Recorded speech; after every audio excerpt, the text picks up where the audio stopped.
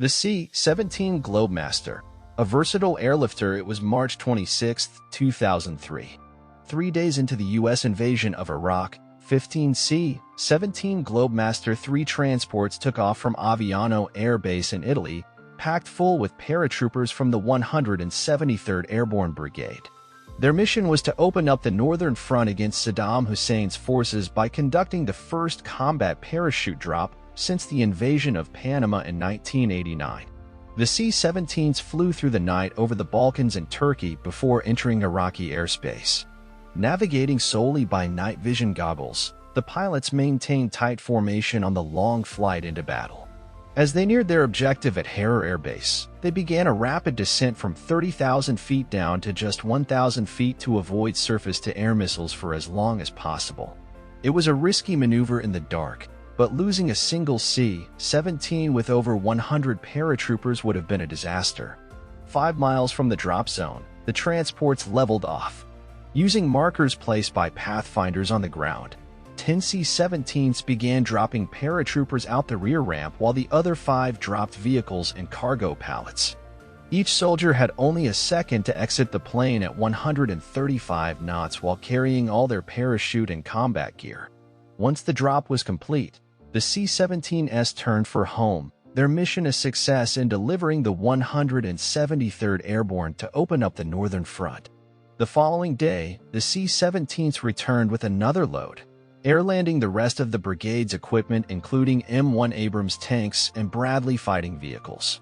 In just 5 days, the 12 C-17s of the task force had flown 62 missions into Harar, delivering over 2,100 troops, 3,000 tons of cargo, and 400 vehicles. They had proven the versatility and capability of the C-17 to rapidly deploy combat forces anywhere in the world. The C-17 had succeeded the Lockheed C-141 Starlifter, which entered service in 1965 to support the Vietnam War and subsequent Cold War operations. By the late 1970s, the Air Force was planning for its replacement as the C-141 fleet approached 30 years of age. They wanted an aircraft with the C-5 Galaxy's long range but also able to carry main battle tanks like the M1 Abrams, which the C-141 could not. It also had to be able to operate from shorter 3,000-foot runways like those in Afghanistan, where the Soviets were embroiled in a grinding conflict. In 1979, the Air Force announced the CX competition to replace the C-141. Boeing, Lockheed, and McDonnell Douglas all submitted proposals, including upgraded C-141 designs as well as new aircraft leveraging commercial jetliner technologies. McDonnell Douglas' design was inspired by its YC-15 prototype from a previous competition, utilizing features like boundary layer control from engine exhaust to greatly increase lift. In 1981, they won the contract and the CX was officially named the C-17 Globemaster 3. The C-17 first flew on September 15, 1991, a year late due to development challenges. It missed the massive airlift operation of Desert Shield to deploy forces to Saudi Arabia ahead of the Gulf War, the C-141's final hurrah. At 173 feet long with a 170-foot wingspan nearly as wide as it was long, the C-17 had a distinctive profile that earned it nicknames like Buddha and Moose. It could carry 170,000 pounds of equipment, 18 pallets, or 102 paratroopers. Critically, its 10-foot-wide cargo bay could carry one M1 Abrams tank where the C-141 could not. In addition to transporting troops and equipment, the C-17 excels at aeromedical evacuation. Its large, bright interior is outfitted with medical oxygen hookups and can accommodate 60 litters with attending medical staff. Demonstrating its versatility in 2014, C-17s helped transport infectious disease patients and medical teams during the Ebola outbreak in West Africa using specialized isolation units. Each C-17 could carry 2 such units, keeping pathogens contained during flight. Since entering service in 1995, C-17s have seen extensive action in missions like the Kosovo intervention, Afghanistan after 9/11. and the 2003 Iraq invasion where they conducted the 173rd Airborne Jump. They also regularly deliver humanitarian aid worldwide, able to operate from short runways by reversing their engines to slow down.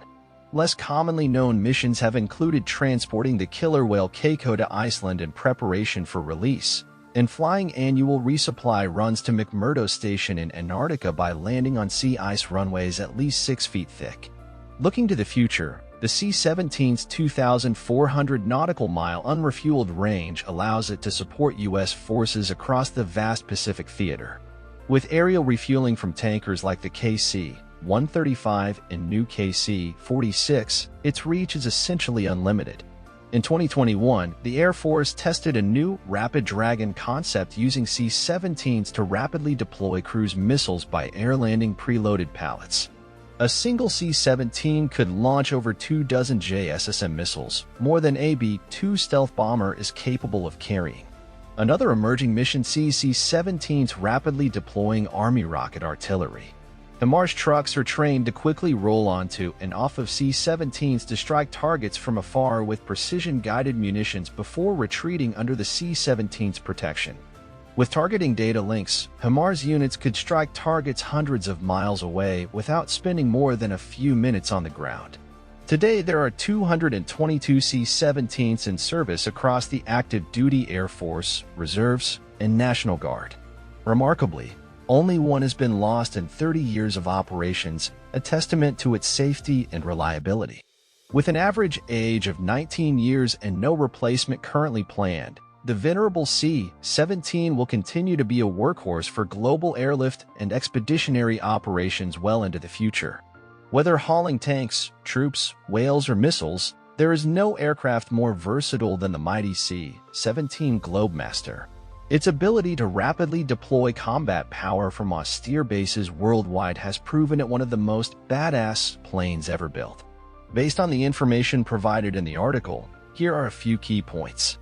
The C-17 Globemaster III is a large military transport aircraft used by the U.S. Air Force to deliver troops, equipment, vehicles, and supplies to locations around the world. Some key capabilities mentioned are its ability to carry heavy equipment like tanks, long unrefueled range, and ability to operate from short runways. The C-17 was introduced to replace the older Lockheed C-141 Starlifter aircraft, entering service in the 1990s. Requirements for the new aircraft included being able to carry main battle tanks like the M1 Abrams and operate from austere locations like short runways. The C-17 has demonstrated its versatility over the years in various military operations and humanitarian missions. It has airdropped troops and equipment, transported wounded personnel long distances, and delivered aid supplies. It can also potentially be used to launch cruise missiles or transport rocket launchers and their teams. Its large cargo bay, high payload capacity, long range with aerial refueling, and short takeoff landing ability allow it to access diverse locations and support different types of missions. This versatility is a big factor in what makes it an effective and badass military transport plane according to the article. The C-17 continues to serve as a workhorse for the U.S. Air Force and allies, with over 200 aircraft still in service despite being nearly 30 years old. No direct replacement is currently planned. Based on the information provided in the article, here are some additional points. The C-17 demonstrated its capabilities early on during the 2003 invasion of Iraq, conducting the first U.S. Army combat airdrop since 1989.